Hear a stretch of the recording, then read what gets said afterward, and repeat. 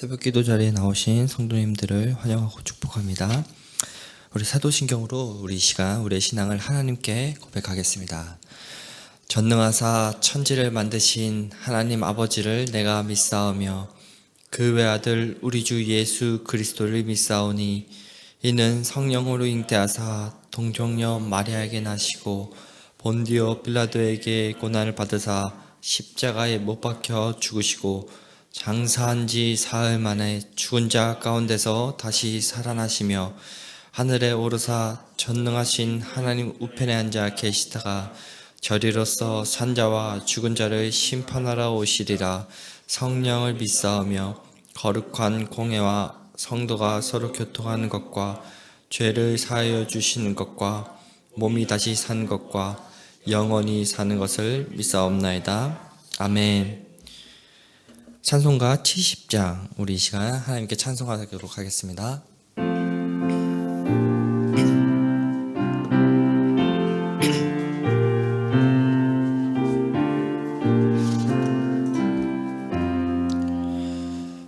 피난처 있으니 환난을 당한 자 이리 오라.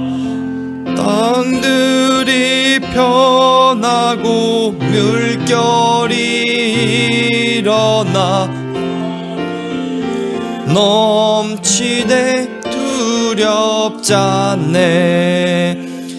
이방이 떠들고 나라들 모여서 진동하나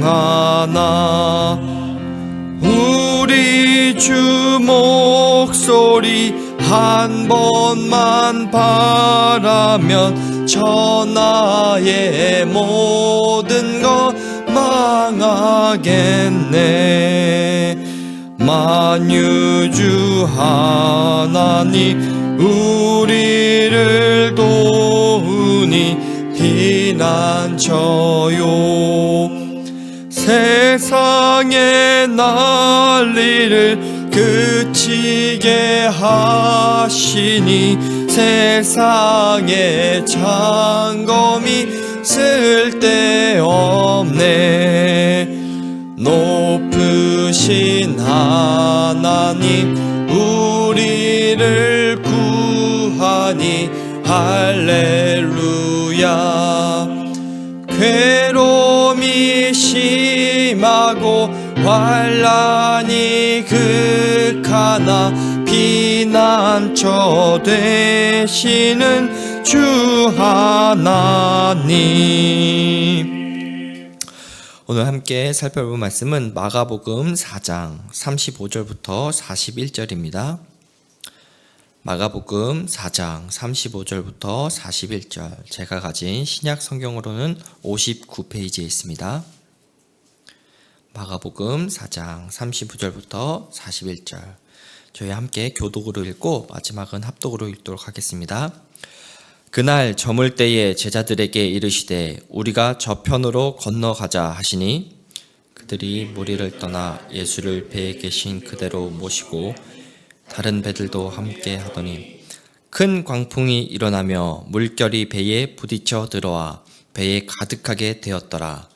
예수께서는 고물에서 베개를 베고 주무시더니 제자들이 깨우며 이르되 선생님이여 우리가 죽게 된 것을 돌보지 아니하시나이까 하니 예수께서 깨어 바람을 꾸짖으시며 바다더러 이르시되 잠잠하라 고요하라 하시니 바람이 그치고 아주 잔잔하여 지더라.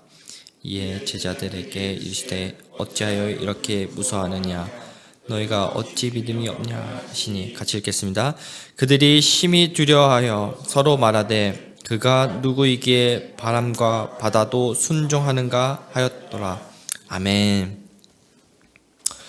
예수님께서는 4장 1절부터 이제 34절까지 네 가지 그 비유를 통해서 하나님 나라의 그 비밀을 알려주셨습니다. 씨 뿌리는 자의 그 비유를 통해서는 우리가 이제 어떻게 듣는가에 대한 그러한 중요성을, 등경 위의 등불 비유를 통해서는 듣는 자의 그 마음 상태에 대한 그 중요성을, 자라나는 그 씨앗의 비유를 통해서는 복음의 그러한 성향이 어떤 것인지를, 그리고 마지막 겨자씨 비유를 통해서는 하나님 나라가 처음에는 시작이 미약한 것 같이 보이나 그것은 후에 전 우주적인 그리고 전 인류의 모두에게 족속에게 하나님 나라의 그 통치가 있음을 알려주게 된 것을 네 가지 비유를 통해서 말씀해 주셨습니다. 이렇게 예수님께서는 그 하나님 나라의 그 비밀을 마치시고 하나님 나라를 이제 이루실 그 예수 그리스도가 어떤 존재인지를 이제 구체적으로 알려주십니다. 그러면서 크게 세 가지를 뒤에 오늘 본문부터 뒤에 본문까지 세 가지를 다스리는 것을 보게 됩니다. 풍랑과 악령들과 질병과 그런 죽음. 인간으로서는 도저히 해결할 수도 없고 그 다스릴 수도 없는 그 영역을 다스릴 수 있는 분이 바로 예수 그리스도이심을 우리에게 알려줍니다. 예수님께서는 이렇게 여러 비유를 통해서 하나님 나라를 가르치신 후에 이제 제자들과 함께 갈릴리 호수를 건너서 이제 이방인들이 모여 있는 동쪽으로 가고자 이렇게 하셔서 제자들과 함께 배를 타고 이동하시는 것을 보게 됩니다. 예수님과 함께 이제 동행했던 그 길이기에 제자들은 편안한 마음으로 안심하는 마음으로 떠났을 겁니다. 그런데 우리가 본문을 살펴보면 알겠지만 갑자기 풍랑이 일어나서 그들이 탄 그 배는 큰 위기에 모면하게 됩니다. 37절 말씀입니다. 큰 광풍이 일어나며 물결이 배에 부딪혀 들어와 배에 가득하게 되었더라. 갈릴리 호수는 이제 해저 한 210m 정도로 되는 세계에서 좀 가장 낮은 곳에 속하는 민물 호수라고 합니다.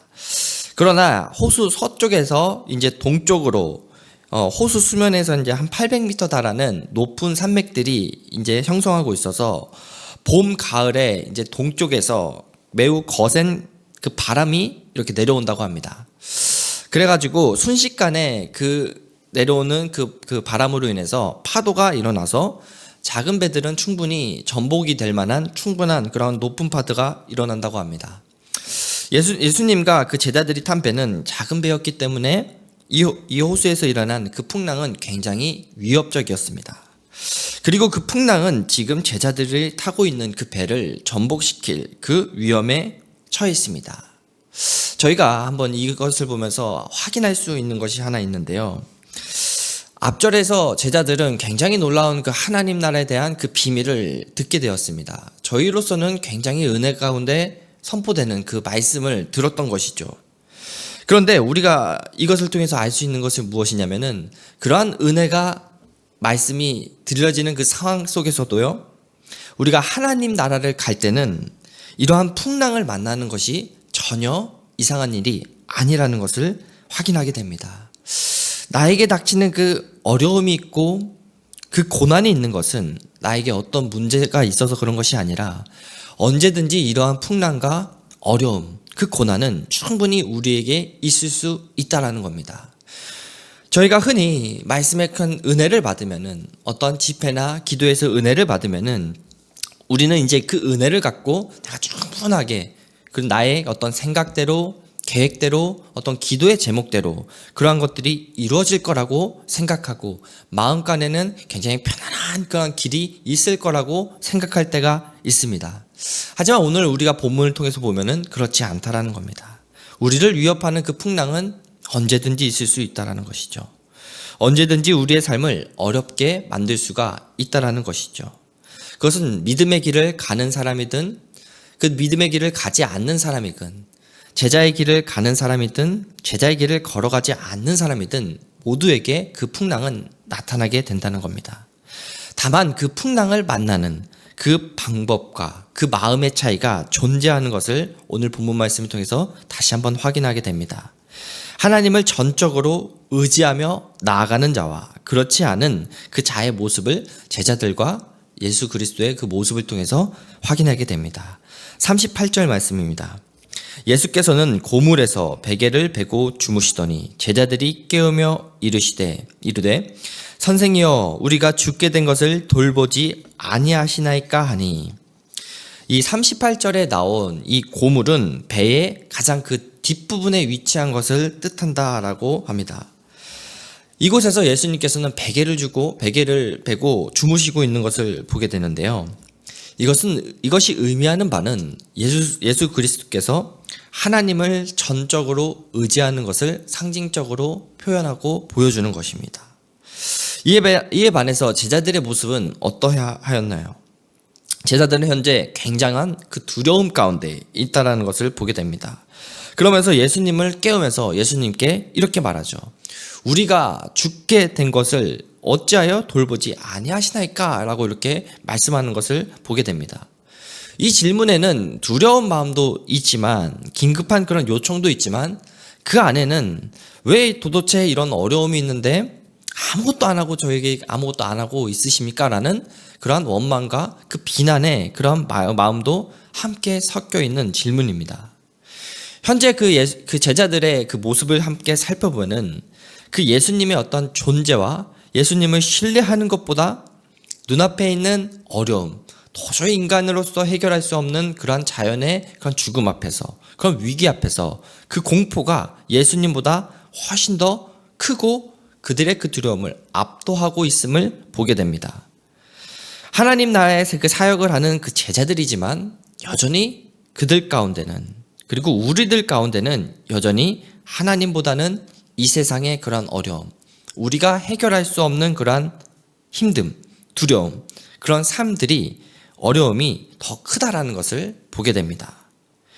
이렇게 두려움 가운데 있는 제자들에게 예수님께서는 우리가 정말로 두려워해야 할 그 대상이 누구인지를, 우리가 정말로 의지해야 할 그 대상이 누구인가를 다시 한번 말씀을 통해서 확인시켜 줍니다.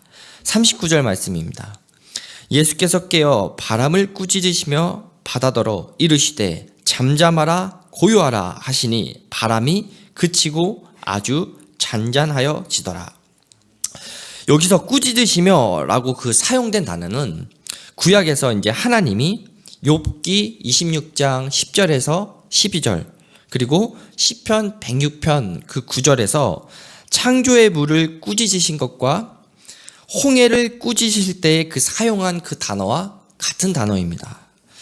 구약에서는 바다를 잠잠하게 할 수 있는 그 분이 오직 하나님이심을 구약 성경은 강조합니다. 홍해 사건을 통해서, 홍수 사건을 통해서, 시편의 여러 말씀을 통해서 이러한 사실을 계속해서 강조하고 있습니다.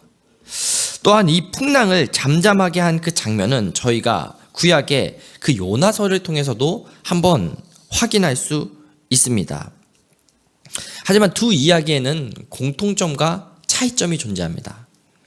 공통점에는 두 이야기 모두가 큰 위험과 폭풍 중에서 있는 그러한 모습, 그리고 폭풍을 잠잠케 하는 그러한 모습, 그리고 이 폭풍이 잠잠해진 것을 본 사람들이 놀라는 그 장면이 요나서의 그 동일한, 그리고 오늘 본문의 그 동일한 공통점이라고 할 수 있습니다.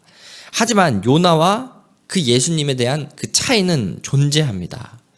요나는 하나님으로부터 도망하는 것에 비해서 예수님께서는 다른 사람들은 이 사건을 통해서 다시 하나님으로부터 회복시킨다는 그 차이가 존재합니다. 제자들과 요나는 어떤 일을 하는 자였냐면은 하나님의 사역을 하는 자들이었습니다. 하나님의 말씀을 대언하는 선지자였고 이제 하나님 나라의 그 사역에 그 나라의 일을 전파하는 것이 제자들이었죠. 하지만 둘 다 동일하게 그 하나님을 더 의지한다기보다는, 하나님을 더 두려워한다기보다는 여전히 세상 가운데 있는 그러한 두려운 모습이 있는 것을 더 보게 됩니다. 그러면 이런 모습을 한 제자들에게 예수님께서는 어떻게 반응하시고 말씀하셨을까요? 저희 40절 말씀 함께 보겠습니다. 이에 제자들에게 이르시되 어찌하여 이렇게 무서워하느냐, 너희가 어찌 믿음이 없느냐 하시니, 제자들은 이미 예수님께서 행하신 놀라운 일들을 경험하고 직접 본 자들이었습니다. 하지만 이들은 예수님보다 여전히 그 세상을 더 두려워하는 그 두려움이 있는 것을 보게 됩니다. 그리고 이들이 두려워하는 그 모습을 보고 예수님께서는 이 마가복음에서 믿음이 없다라고 굉장히 강하게 질책하는 것을 보게 됩니다. 이를 통해서 마가가 우리에게 그 전하는 그 바는 믿음의 그러한 생활과 그 두려움이 공존할 수 없다라는 것이죠. 이 말은 무조건 우리가 두려움을 가지면은 믿음이 없다라는 그 소리가 아닙니다. 두려운 마음은 사람이기에, 연약한 저이기에 당연히 있습니다. 하지만 믿음이 있는 자와 믿음이 없는 자의 차이는 존재합니다. 믿음이 없는 자의 그 차이는 두려운 마음은 있지만 그 두려워서 아무것도 안 하느냐, 그 두려움 가운데 여전히 나의 방법과 생각을 따라 살아가느냐. 다른 하나는 두렵지만 그럼에도 불구하고 내가 걸어가는 것이 그 하나님을 의지하면서 나아가느냐. 바로 이 차이가 존재하는 겁니다. 풍랑을 만났을 때 제자들의 행동은 어땠습니까? 풍랑을 만났을 때 그들은 왜 아무것도 하나님 안 하십니까? 왜 예수님 아무것도 저에게 안 하십니까? 라는 그런 두려움이 있었습니다.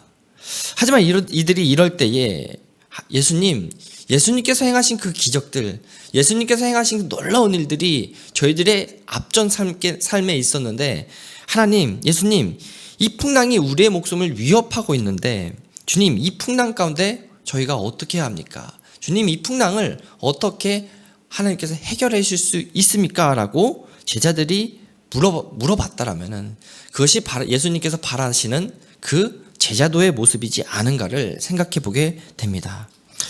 이에 예수님의 그 존재를 간접적으로 이렇게 직접적으로 경험한 그 제자들은 예수님을 이제 어떻게 바라보게 되었을까요? 41절 말씀 함께 봐보겠습니다. 그들이 심히 두려워하여 서로 말하되 그가 누구에게 바람과 바다도 순종하는가 하였더라. 이들의 두려움의 대상은 풍랑이었습니다. 눈앞에 보이는 해결할 수 없는 어려움이었습니다. 하지만 이들을 덮는 그 바다도 두렵지만 이제는 그 바다를 잠잠하게 한 예수님을 더 두려워하게 됩니다. 제자들의 이 두려움은 경건한 그 두려움, 곧 경외함입니다. 하나님만이 할 수 있다라는 그 기적을 예수님께서도 행하자 그 제자들은 놀라움과 동시에 이제 그 경외한 그 두려운 마음이 동시에 존재하게 된 것이지요.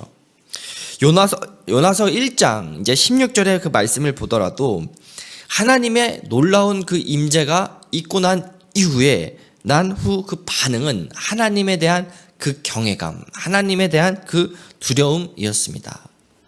마가는 오늘 이 사건을 통해서 예수 그리스도는 뛰어난 세상의 그 선생을 넘어서 하나님과 그 동등한 이 세상을 다스리시고 통치하시는 그 왕이심을 다시 한번 저희들에게 알려주는 것입니다. 말씀을 맺겠습니다. 저희들의 그 삶 가운데는 언제든지 그 풍랑이 존재합니다. 제자도의 길에도 여전히 그 풍랑은 존재하게 됩니다. 그러나 그 풍랑 속에서, 고난 속에서, 목숨이 위태로운 그 상황 속에서 오늘 말씀은 우리가 여전히 그 두려워해야 되고 경외해야 될, 그리고 의지해야 될 그 대상은 눈앞에 있는 그 두려움이 아니라 도저히 해결할 수 없어 보이는 그 어려움이 아니라, 고난이 아니라 바로 예수 그리스도라는 것을 다시 한번 우리에게 확인시켜 줍니다. 그래서 오늘 말씀을 통해서 우리 스스로를 한번 돌아보면서 점검하면서 나아가는 시간 됐으면 좋겠습니다. 나는 풍랑을 만났을 때, 고난을 만났을 때 내가 가장 먼저 하는 행동은 무엇이었는지를 한번 돌아보길 바랍니다. 그 행동의 그 주체가, 내가 가장 먼저 그 찾는 것이 나의 그 믿음의 대상일 겁니다. 그 행동은, 성도님들은, 저희는 하나님께 예배의 자리로 나와서 하나님께 기도를 하면서 하나님의 그 방법으로 그 도움을 구하는 것입니까? 아니면 세상의 어떤 지혜와 나의 어떤 경험으로 그것을 해결하면서 나아가려고 하는 것입니까? 오늘 말씀을 통해서 하나님을 믿는 그 믿음이야말로 이 어려움 가운데, 이 풍랑 가운데, 우리 가운데 세상이 줄 수 없는 그 평안함을 줄 수 있고 유일하게 그것을 행할 수 있는 것이라는 것을 깨달으면서 살아가시는 우리 귀한 성도님들 한 분 한 분 되시길 주님의 이름으로 축복하고 기원합니다. 우리 기도할 때 세 가지 기도 제목을 두고 함께 이렇게 기도했으면 좋겠습니다. 첫 번째로는 하나님, 그 일상의 그 풍랑 속에서 저희들의 그 마음과 그 시선이 가장 먼저 하나님을 향하기를 바랍니다. 그래서 두 번째는 하나님 그 마음을 향하면서 하나님을 전적으로 믿으면서 그 우리 애들 앞에 닥친 그 풍랑과 그 어려움을 능히 이기게 해달라고 기도했으면 좋겠습니다. 마지막 세 번째는 성교부 기도 제목입니다. 모든 성도들이 함께 선교하는 그 교회로 세워지도록 그 돕는 역할을 감당하게 해달라고 우리 이 시간 이 세 가지 기도 제목을 두고 함께 기도하며 나아가겠습니다. 다 같이 기도하겠습니다. 하나님 감사합니다. 저희들에게 오늘 그 새벽에 그 기도의 자리로 저희들을 불러주심에 감사함을 드립니다. 하나님 이 시간 기도하러 나온 우리 모두 가운데 이 시간 하나님을 향한 그 마음과 기도의 문을 열어 주시옵소서. 하나님 우리가 삶을 살아갈 때에 그 풍랑과 그 어려움들이 저희들의 눈앞에 있습니다. 그 힘든 고통의 그 순간들이 저희들 눈앞에 있습니다. 하나님 저희들은 우리가 해결하는 그 부분들은 그래도 걱정 없이 나아가지만 하나님 우리의 삶 가운데는 우리의 생각으로는 우리의 힘으로는 우리의 경험으로는 도저히 이러한 것들을 해결할 수 없는 것들이 너무나도 많다는 것을 하나님 경험하게 됩니다. 하나님 이 시간